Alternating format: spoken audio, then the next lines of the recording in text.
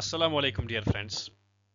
तो जैसा कि आप लोग जानते हैं कि फाइनेंस अकाउंट्स असिस्टेंट का एग्ज़ाम 28 ऑफ जनवरी को कंडक्ट किया जाएगा। इस सिलसिले में बहुत सारे हमारे सब्सक्राइबर्स जो हमारे फ्रेंड्स जो हैं वो बार बार ये मांग कर रहे थे कि जनरल इकोनॉमिक्स के जो लेक्चर्स हैं वो अपलोड किए जाए। तो आप लोगों की रिक्वेस्ट पर हमने एक 20 डेज का क्रैश कोर्स स्टार्ट किया है और हम ये बुक जो आपके सामने आपके स्क्रीन के सामने है ये बुक पढ़ाने जा रहे हैं। This book has been written by me, ये मैंने खुद लिखी है।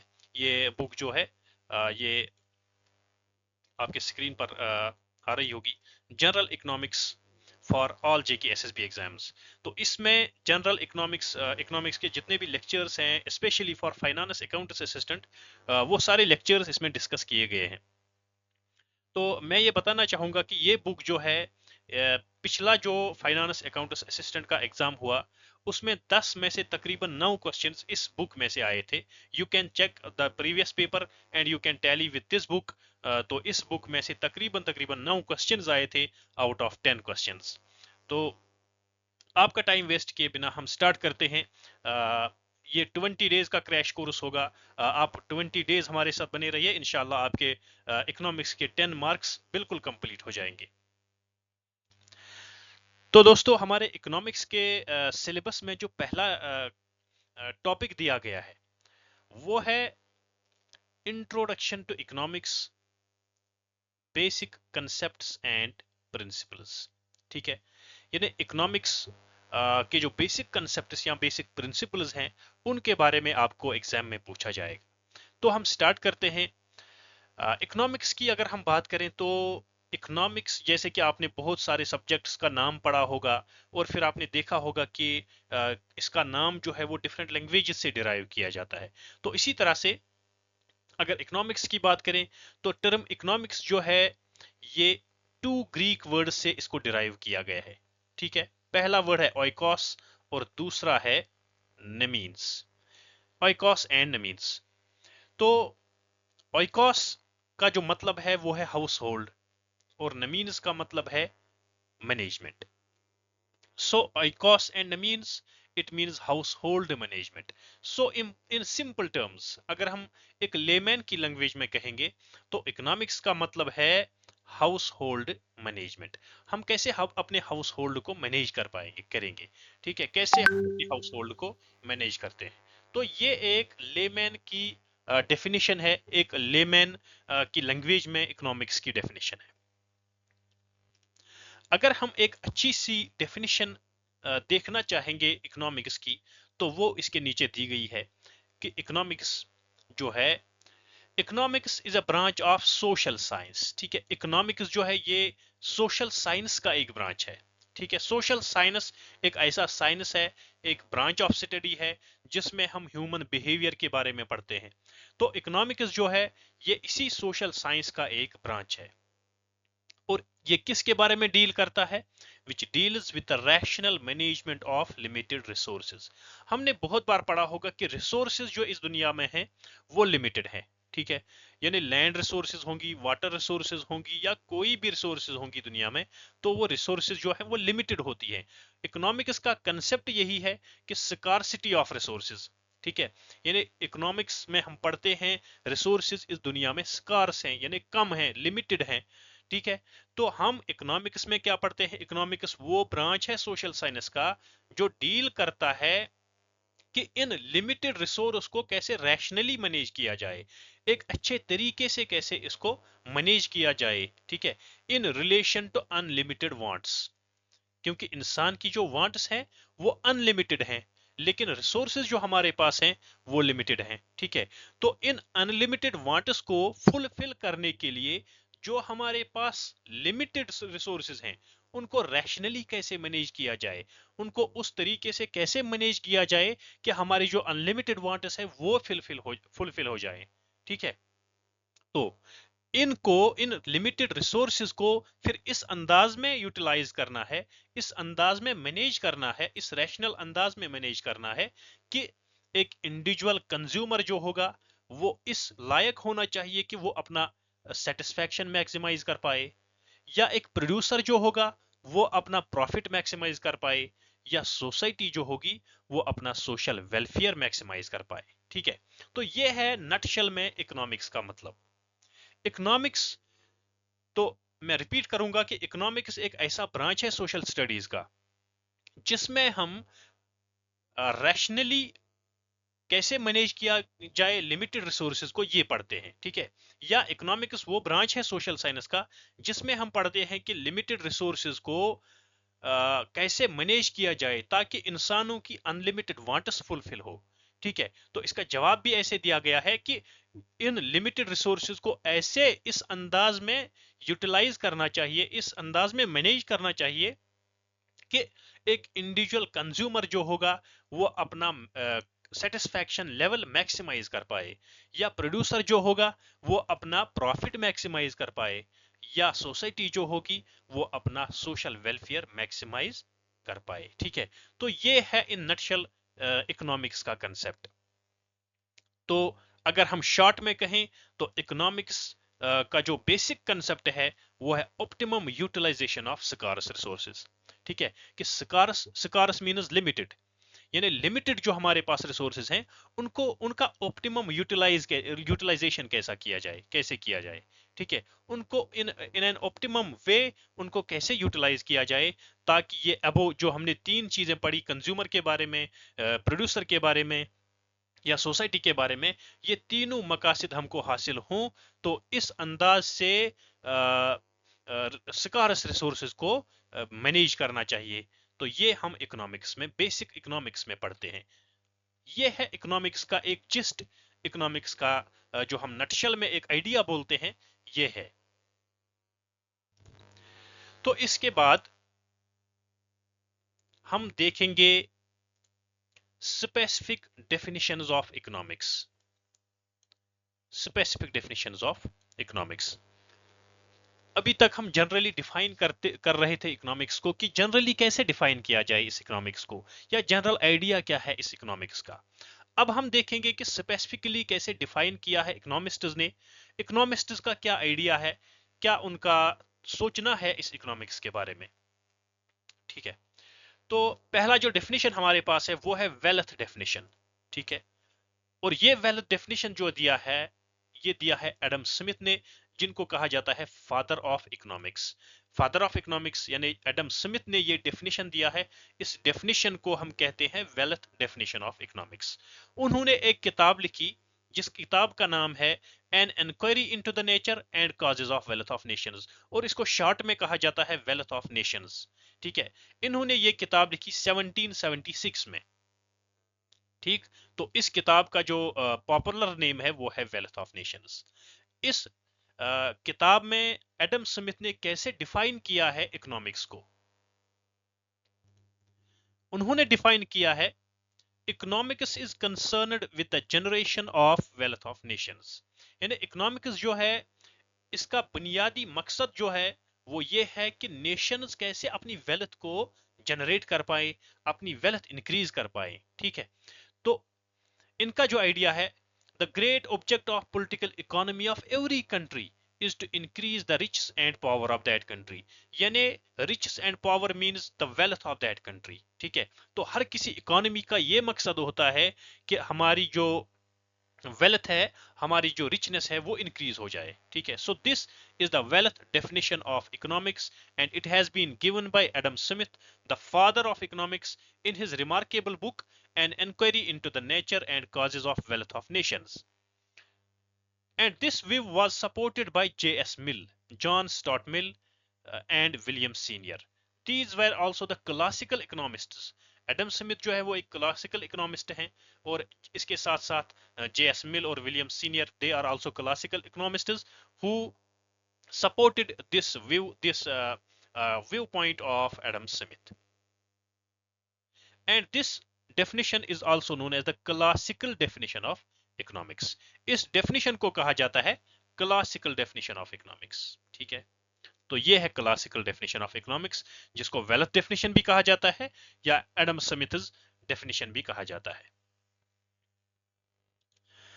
इसके बाद हमारे पास दूसरी डेफिनेशन है, वो है welfare definition. Welfare definition of economics. तो ये वेलफेयर डेफिनेशन जो है it was put forward bye Alfred Marshall. ये अल्फ्रेड मार्शल ने दी है अपनी किताब प्रिंसिपल्स ऑफ इकोनॉमिक्स। ठीक है, प्रिंसिपल्स ऑफ इकोनॉमिक्स में उन्होंने ये डेफिनेशन दी है, welfare definition. This book was published in 1890। तो वेलफेयर डेफिनेशन जो है ये अल्फ्रेड मार्शल ने अपनी किताब प्रिंसिपल्स ऑफ इकोनॉमिक्स में दी है इन 1890। और ये वेलफेयर डेफिनेशन जो है इसका बुनियादी जो एम्फेसिस है वो है on human welfare rather than wealth. जैसा कि हमने पढ़ा था एडम स्मिथ की डेफिनेशन में कि मेन फोकस जो होता है नेशंस का वो होता है टू इंक्रीज दियर वेल्थ। लेकिन यहाँ पे जब वेलफेयर डेफिनेशन हम पढ़ते हैं अल्फ्रेड मार्शल की, वो ये कहती है कि इकोनॉमिक्स जो है it lays emphasis on human welfare. इसका मकसद है human welfare and not to increase the wealth. ठीक है, तो ये डेफिनेशन हमारे पास है इनकी। Economics is a study of mankind in the ordinary business of life. ठीक है, तो इकोनॉमिक्स जो है ये हम इसमें इंसानों के बारे में पढ़ते हैं, स्टडी ऑफ मैनकाइंड। तो जैसा कि हमने डेफिनेशन में पहले भी देखा था कि it is a branch of social science. ठीक है, तो इसमें हम मैनकाइंड के बारे में पढ़ते हैं इन the ordinary business of life, कि इनका इंसानों का जो ह्यूमन बीइंग्स का जो अपनी डे टू डे लाइफ में बिजनेस होता है, बिजी शेड्यूल रहता है, किस बारे में वो काम करते हैं। ठीक है, अपनी अर्निंग, अपनी जो जो लिवलीहुड वो अर्न करने के लिए, ये सारी चीजें हम ऑर्डिनरी बिजनेस ऑफ लाइफ जो डेली लाइफ में होता है उसके बारे में हम पढ़ते हैं इकोनॉमिक्स में। And it examines that part of individual and social action which is closely connected with individual well-being। तो इकोनॉमिक्स एक इंसान की, एक ह्यूमन बीइंग के उस जिंदगी के उस स्फीयर के साथ रिलेटेड है। ठीक है, which is closely connected with individual well-being, यानी जिसमें इंसानों के वेल बीइंग की बात की जाए। तो ये है वेलफेयर डेफिनेशन जो दी है अल्फ्रेड मार्शल ने। और ये कहते हैं कि wealth is not an end in itself but a means to an end, that is human welfare.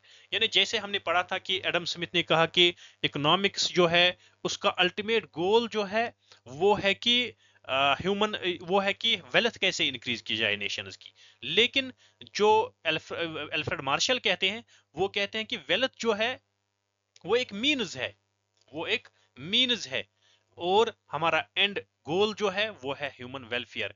And this wealth can be used to attain that ultimate goal which is human welfare। and AC Pigo also is the main supporter of this view। उन्होंने भी इस view को, इस welfare definition को support किया है। और तीसरी जो हमारे पास इंपॉर्टेंट डेफिनेशन है वो है scarcity definition. and this definition was given by Lionel Robbins in 1932 in his book An Essay on the Nature and Significance of Economic Science। ठीक है, तो scarcity definition जो है, this I think this is the most important definition and this is the most acceptable definition regarding the subject of economics, because the main gist of economics is to study about the scarce resources, how they can be utilized, how they can be managed in order to attain the ultimate goal of fulfilling the human wants, unlimited human wants. ठीक है, तो scarcity definition जो है ये Lionel Robins ने दी है 1932 में, और इनकी बुक का नाम है an essay on the nature and significance of economic science. ठीक है, तो इसका मेन जो कंटेस्ट, ये मेन जो इसका कंसेप्ट है वो है neither wealth nor welfare is the subject matter of economics. ठीक है, तो इन्होंने, लियोनेल रॉबिन्स ने, दोनों जो हमने ऊपर पढ़े वेल्थ डेफिनेशन या वेलफेयर डेफिनेशन, उन दोनों को रिजेक्ट कर दिया। ठीक है, इन्होंने माना कि वेल्थ और वेलफेयर ये सब्जेक्ट मैटर नहीं हो सकता इकोनॉमिक्स का।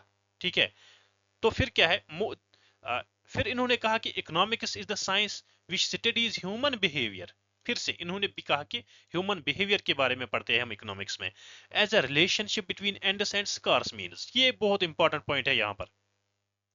सो economics studies human behaviour as a relationship between ends and scarce means, यानी जो स्कार्स रिसोर्सेज हमारे पास हैं, ठीक है, यहाँ पे स्कार्स मीन्स का मतलब है स्कार्स रिसोर्सेज यानी लिमिटेड रिसोर्सेज जो हैं, और एंड्स का मतलब है कि ह्यूमन वांट्स जो अनलिमिटेड हैं। ठीक है, unlimited human wants and scarce resources, इन दोनों के दरमियान क्या रिलेशन है।